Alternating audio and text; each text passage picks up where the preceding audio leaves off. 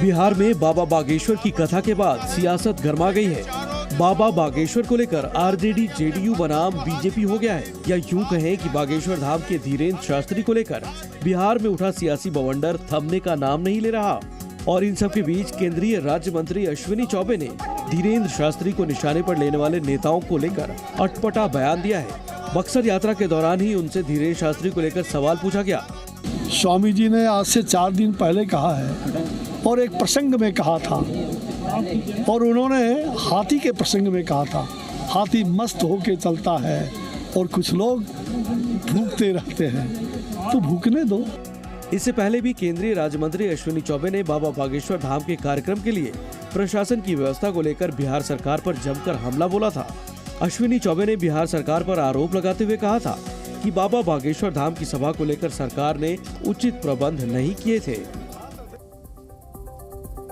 बागेश्वर धाम के पीठाधीश्वर धीरेन्द्र शास्त्री को एक बार फिर से चैलेंज मिला है। वसंत पटेल ने कहा है कि अगर बाबा के पास शक्तियां हैं तो आतंकवाद को खत्म करके दिखाएं। बागेश्वर धाम के पीठाधीश्वर और बागेश्वर बाबा के नाम से सुर्खियों में रहे पंडित धीरेन्द्र शास्त्री इन दिनों अपनी बिहार यात्रा को लेकर काफी चर्चा में हैं और लोग उनसे मिलने के लिए दूर दूर से उनके दरबार में आ रहे हैं। इसी बीच डॉक्टर वसंत पटेल नाम के एक शख्स ने बाबा बागेश्वर को चैलेंज दिया है। वसंत पटेल ने फेसबुक पोस्ट के माध्यम से कहा है कि बाबा के पास शक्तियां हैं तो आतंकवाद और नक्सलवाद का खात्मा करके दिखाएं। साथ ही वसंत पटेल ने कहा कि बाबा अपनी शक्तियों से ये भी बताएं कि आतंकवाद कहां है, कब हमला करेंगे, ताकि आतंकी घटनाओं को होने से पहले ही रोक दिया जा सके।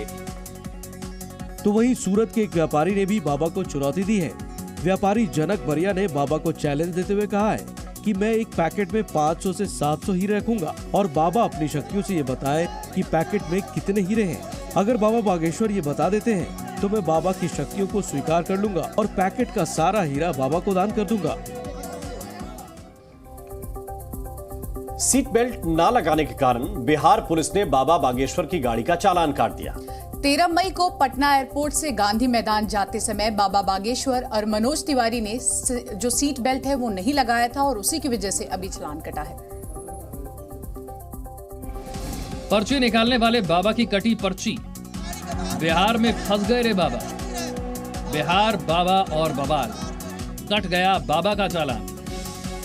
बिहार में दिव्य दरबार लगाकर बिहार की राजनीति में उथल पुथल मचाने वाले बागेश्वर बाबा धीरेन्द्र शास्त्री बिहार में हनुमंत कथा कर वापस मध्य प्रदेश के अपने बागेश्वर धाम पहुंच गए हैं, लेकिन बिहार में विवाद उनका पीछा नहीं छोड़ रहा।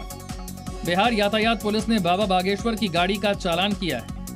बाबा बागेश्वर धीरेन्द्र शास्त्री और सांसद मनोज तिवारी ने पटना एयरपोर्ट से गांधी मैदान जाते समय गाड़ी में सीट बेल्ट नहीं लगाया था, जिसकी वजह से ट्रैफिक पुलिस ने गाड़ी पर 1000 का चालान किया है। जिस गाड़ी का चालान हुआ है वो गाड़ी मध्य प्रदेश की है और गाड़ी मालिक अगर तय समय पर चालान नहीं भरता तो बिहार पुलिस गाड़ी मालिक के खिलाफ समन जारी कर सकती है।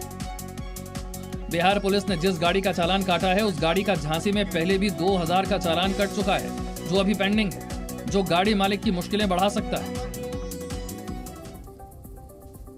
प्रधानमंत्री नरेंद्र मोदी 6 दिन के महत्वपूर्ण विदेशी दौरे के लिए रवाना हो चुके हैं। पीएम मोदी रात 8 बजे के आसपास हिरोशिमा पहुंचेंगे और जापान में हो रहे G7 सम्मेलन में शामिल होंगे।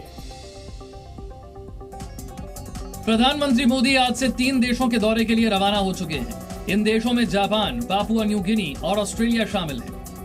पीएम मोदी आज रात 8 बजे हिरोशिमा पहुंचेंगे।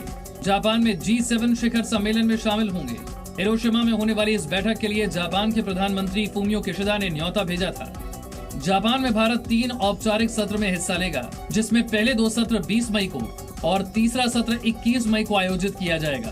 पहले 2 सत्र के विषय खाद्य और स्वास्थ्य और लैंगिक समानता, जलवायु परिवर्तन और पर्यावरण होंगे। वहीं शांतिपूर्ण, टिकाऊ और प्रगतिशील विश्व जैसे विषयों को तीसरे सत्र में शामिल किया गया है। हिरोशिमा में प्रधानमंत्री मोदी महात्मा गांधी की प्रतिमा का अनावरण भी करेंगे। वहीं 22 मई को प्रधानमंत्री मोदी पापुआ न्यू गिनी में रहेंगे। अपनी यात्रा के तीसरे और अंतिम चरण में प्रधानमंत्री क्वाड शिखर सम्मेलन में भाग लेने के लिए 22 से 24 मई तक सिडनी जाएंगे। और पीएम मोदी जापान में 21 मई तक चलने वाले G7 समिट में शामिल होंगे। इससे भी कांग्रेस काफी उखड़ी नजर आ रही है। कांग्रेस के नेता जयराम रमेश ने पीएम मोदी के जापान दौरे पर तंज कसा है और साथ ही नई संसद में पीएम मोदी की तस्वीर पर निशाना साधा है, जिसका उद्घाटन 28 मई को होने वाला है। जहां एक और दुनिया के बड़े नेताओं के साथ पीएम मोदी जापान में हो रहे G7 समिट में शामिल होने वाले हैं, वहीं दूसरी ओर कांग्रेस पार्टी को भारत के विश्व गुरु होने पर शक है। कांग्रेस नेता जयराम रमेश ने पीएम मोदी पर तंज कसा है। जयराम रमेश ने ट्वीट कर लिखा कि G7 के जरिए फेक प्रचार हो रहा है। उन्होंने इसे विश्व गुरु बनने का फेक प्रचार बताया। साथ ही लिखा कि 2003 में मनमोहन भी G7 में शामिल हुए थे।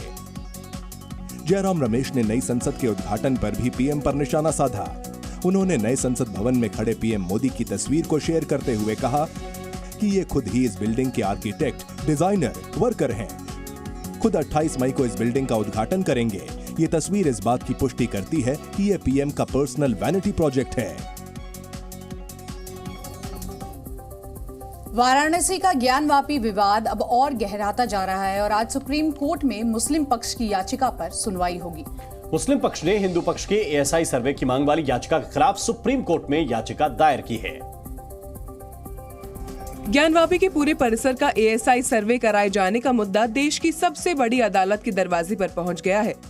हाई कोर्ट के कार्बन डेटिंग कराए जाने के फैसले के खिलाफ मुस्लिम पक्ष की याचिका पर सुनवाई के लिए सुप्रीम कोर्ट तैयार हो गया है। सुप्रीम कोर्ट केस की सुनवाई आज करेगा। वहीं हिंदू पक्ष ने पहले ही कैविएट दाखिल कर दिया था। इस पर हिंदू पक्ष के वकील सुधीर त्रिपाठी ने कहा कि मुस्लिम पक्ष जो दावा कर रहा है, आखिर उसका पता कैसे चलेगा। हाई कोर्ट ने पहले वैज्ञानिकों से बुला करके यह रिपोर्ट लिया कि क्या शिवलिंग के क्षति किए बगैर कोई जांच की प्रक्रिया है जो संभव है। उन्होंने 52 पेज की रिपोर्ट में बताया कि संभव है और कई जगहों के वैज्ञानिकों ने, रुड़की इत्यादि के वैज्ञानिकों ने इसका रिपोर्ट दिया। इससे पहले 12 मई को इलाहाबाद हाईकोर्ट ने कथित शिवलिंग की कार्बन डेटिंग और साइंटिफिक सर्वे का आदेश दिया था। हाईकोर्ट ने कहा था कि ये कैसे होगा, इस पर वाराणसी कोर्ट निर्णय लेगा। उन्हीं की निगरानी में ये काम किया जाएगा। और गाजियाबाद में लव जिहाद का मामला सामने आया है। इंदिरापुरम में दूसरे धर्म का लड़का नाम बदलकर लड़कियों को प्रेम जाल में फंसा रहा था। आरोप है कि लड़के ने दोनों लड़कियों का धर्म परिवर्तन भी कराने की खूब कोशिश की, लेकिन उसके बाद भी अब देखिए, जब लड़कियों के पिता ने उनको समझाने की कोशिश की तो पिता ने अपनी बेटियों को समझाया, बेटियां नहीं मानी और फिर हिंदू संगठनों का सहारा लेना पड़ा। इसके बाद हिंदू रक्षा दल के सदस्यों ने इंदिरापुरम थाने की एक चौकी पर प्रदर्शन किया। प्रदर्शन के बाद पुलिस ने आरोपी लड़के को गिरफ्तार किया है।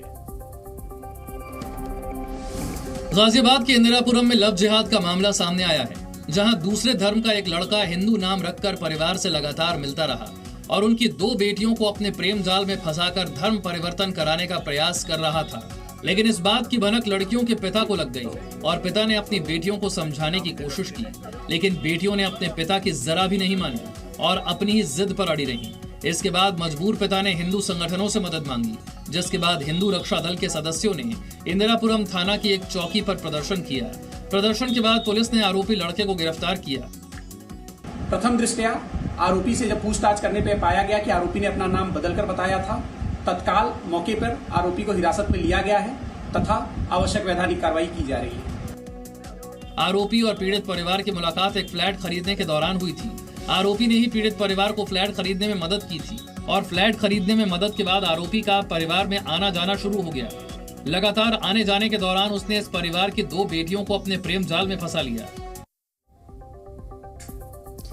जहां इमरान खान को पाकिस्तान में फिर गिरफ्तार करने की तैयारी हो रही है, वहीं दूसरी ओर इमरान खान को लाहौर में एंटी टेररिज्म कोर्ट से 2 मामलों में अब जमानत मिल गई है। इसके अलावा पाकिस्तान में पीटीआई पर बैन भी लग सकता है। राणा सनाउल्लाह ने कहा है कि पीटीआई ने देश में दहशतगर्दी फैलाई है। लाहौर एंटी टेररिज्म कोर्ट से पाकिस्तान के पूर्व प्रधानमंत्री इमरान खान को बड़ी राहत मिली है। इमरान खान को कोर्ट से 2 मामलों में जमानत मिली है। जिन्ना हाउस कोर्ट अटैक समेत 2 मामलों में इमरान को 1-1 लाख के निजी मुचलके पर 2 जून तक जमानत दी गई है। इमरान खान ने कहा कि मैं आखिरी बॉल तक लड़ूंगा। साथ ही कहा कि 13 साल से मैंने ऐसा कुछ नहीं देखा, किसी को भी अरेस्ट किया जा रहा है और सारे मौलिक अधिकार खत्म हो रहे हैं।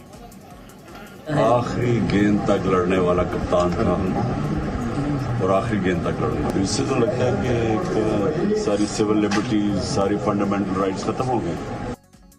वहीं पाकिस्तान सरकार इमरान की पार्टी पीटीआई पर बैन लगाने की तैयारी में लग गई है। पाकिस्तान के गृह मंत्री राणा सनाउल्लाह ने कहा कि पीटीआई ने देश में दहशतगर्दी फैलाई है।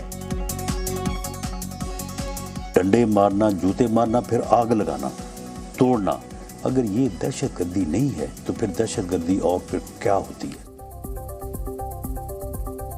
तो इमरान खान को लेकर पाकिस्तान में सियासी घमासान कम नहीं हो रहा है और हालात को देखकर लग रहा है कि इमरान खान की गिरफ्तारी अब किसी भी वक्त हो सकती है। चीफ जस्टिस डीआई चंद्रचूड़ ने आज जस्टिस प्रशांत कुमार मिश्रा और वेंकटरमन विश्वनाथन को सुप्रीम कोर्ट के न्यायाधीशों के तौर पर उन्हीं की पद की शपथ दिलाई है, जिसके बाद सुप्रीम कोर्ट में अब न्यायाधीशों की संख्या 34 हो गई है। सुप्रीम कोर्ट की कोलेजियम की सिफारिश के 48 घंटे के अंदर ही 2 नए जस्टिस की नियुक्ति हो गई है। नए कानून मंत्री अर्जुन मेघवाल ने जस्टिस मिश्रा और विश्वनाथन की नियुक्ति की पुष्टि की है। उन्होंने ट्वीट किया कि राष्ट्रपति द्रौपदी मुर्मू ने आंध्र प्रदेश हाई कोर्ट के चीफ जस्टिस प्रशांत कुमार मिश्रा और वरिष्ठ वकील केवी विश्वनाथन को सुप्रीम कोर्ट का जज नियुक्त किया है। आज दोनों को जस्टिस के तौर पर शपथ दिला दी गई। शपथ लेने के साथ ही सुप्रीम कोर्ट में न्यायाधीशों की संख्या बढ़कर 34 हो गई है, जो बार से सीधे सुप्रीम कोर्ट की बेंच में प्रमोशन होने के बाद चीफ जस्टिस बन सकते हैं। इससे पहले जस्टिस एसएम सीकरी और जस्टिस यूयू ललित इस सूची में थे। जस्टिस पीएस नरसिम्हा की नियुक्ति भी सीधे बार से हुई और वो भी चीफ जस्टिस बन सकते हैं। मौजूदा चीफ जस्टिस डीवाई चंद्रचूड़ के रिटायरमेंट और फिर 7 दूसरे चीफ जस्टिस की नियुक्ति के बाद साल 2030 में केवी विश्वनाथन देश के चीफ जस्टिस बन सकते हैं। उधर उत्तराखंड में अवैध मजारों पर कार्रवाई की जा रही है। अवैध मजारों को चिन्हित करके उन पर बुलडोजर चलाया जा रहा है। आंकड़ों के मुताबिक अब तक 350 से ज्यादा मजारों पर बुलडोजर चलाया जा चुका है।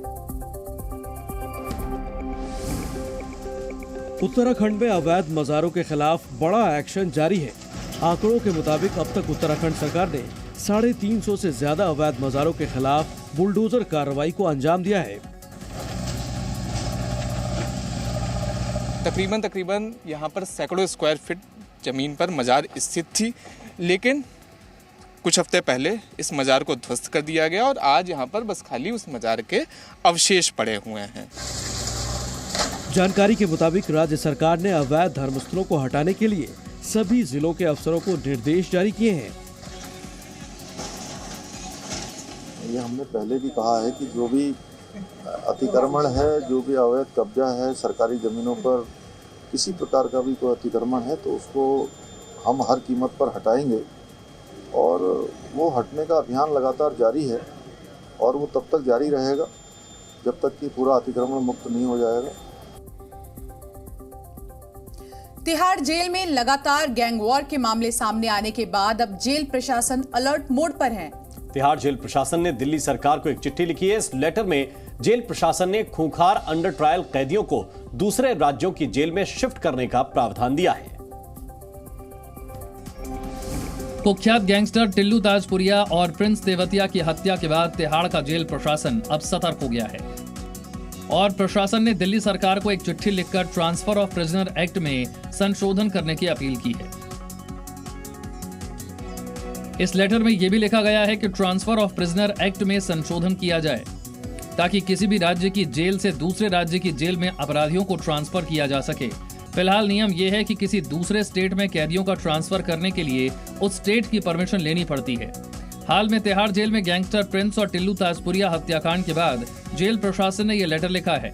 जेल में हुई इन 2 हत्याओं के बाद डीजी तिहाड़ ने जेल में सख्त एक्शन लिया था। टिल्लू की हत्या के समय 7 जवान वहीं मौजूद थे। इस वक्त तिहाड़ जेल में करीब 10 से ज्यादा गैंगस्टर हैं और उनके एसोसिएट करीब 100 से ज्यादा हैं।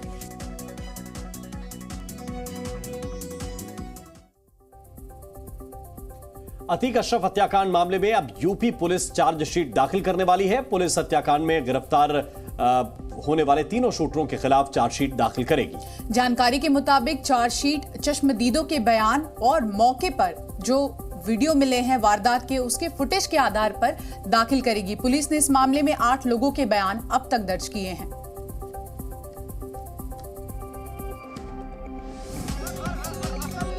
अतीक अशरफ की हत्या के मामले में अब यूपी पुलिस जल्द ही चार्जशीट दाखिल करने की तैयारी में है। गुरुवार को न्यायिक आयोग ने 8 लोगों का बयान दर्ज किया जो लोग घटना के दौरान मौके पर मौजूद थे। बयान दर्ज करने का सिलसिला करीब 9 घंटे से ज्यादा देर तक चला। इलाहाबाद हाईकोर्ट के पूर्व चीफ जस्टिस डीबी साहेब भोसले की अध्यक्षता में बनाई गई 5 सदस्यीय न्यायिक आयोग की टीम जांच कर रही है। आरोपियों से पूछताछ में मिली जानकारी को भी चार्जशीट में शामिल किया जाएगा। वैज्ञानिक साक्ष्य, फॉरेंसिक रिपोर्ट और पिस्टल की बैलिस्टिक रिपोर्ट भी इस चार्जशीट में है। बीते 15 अप्रैल को माफिया अतीक और अशरफ की गोली मारकर हत्या हुई थी। मौके से 3 शूटर लवलेश तिवारी, सनी सिंह और अरुण मौर्य की गिरफ्तारी भी हुई थी। इस बीच खबर यह है कि उमेश पाल हत्याकांड के आरोपी शाइस्ता की मुश्किलें बढ़ने वाली हैं। प्रयागराज पुलिस शाइस्ता के खिलाफ गैंगस्टर के तहत मुकदमा दर्ज करेगी। शाइस्ता परवीन के खिलाफ पहले से ही आधा दर्जन मुकदमे दर्ज हैं। पुलिस ने शाइस्ता पर उमेश पाल हत्याकांड की साजिश में शामिल होने का आरोप लगाया है। G20 समिट से पहले जम्मू कश्मीर में दुष्प्रचार की साजिश का खुलासा हुआ है। दरअसल जम्मू कश्मीर में कई मोबाइल फोन यूजर्स को फोन पर एक प्री रिकॉर्डेड मैसेज भेजे गए हैं। G20 सम्मेलन से बौखलाया पाकिस्तान अब आतंकी संगठन और खुफिया एजेंसी ISI की मदद से जम्मू कश्मीर के लोगों को डराने की कोशिश कर रहा है।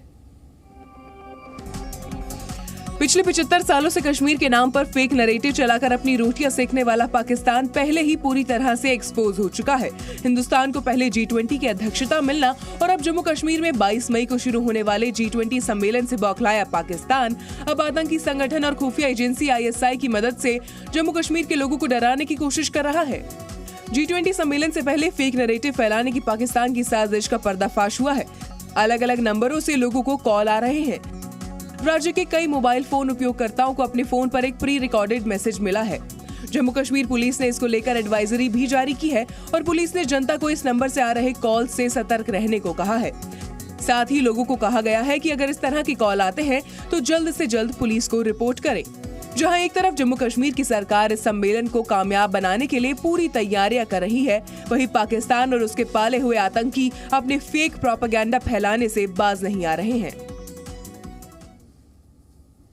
एक तरफ खतरा है तो G20 की बैठक के लिए जम्मू कश्मीर में कड़ी सुरक्षा के इंतजाम भी किए गए हैं। श्रीनगर समेत सभी जिलों में सुरक्षा के पुख्ता इंतजामात किए गए हैं। सुरक्षा बलों ने पूरे इलाके में पेट्रोलिंग की है। झीलों से लेकर ट्रैफिक हर जगह पर सुरक्षा बलों की पैनी नजर है।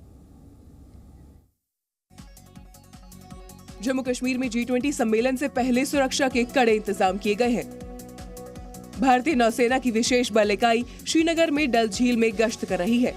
मार्कोस को G20 बैठक से पहले कड़ी सुरक्षा व्यवस्था के तहत जम्मू कश्मीर में तैनात किया गया है। ये सुनिश्चित किया जा रहा है कि यहाँ पर कोई भी ऐसी अप्रिय घटना न हो जिससे उस बैठक में कोई बाधा पड़े। राष्ट्रीय सुरक्षा गार्ड यानी NSG के कमांडो ने G20 बैठक से पहले लाल चौक क्लॉक टावर का दौरा किया और सुरक्षा का जायजा लिया। तो वहीं डल लेक में CRPF के जवानों ने भी ड्रिल की। तस्वीरों में आप देख सकते हैं कि CRPF के जवान कैसे मोर्चा संभाले हुए हैं। जम्मू कश्मीर पुलिस के स्पेशल ऑपरेशंस ग्रुप के जवान श्रीनगर में G20 की बैठक से पहले हाई अलर्ट पर है। जम्मू पठानकोट हाईवे पर वाहनों की लगातार जांच की जा रही है।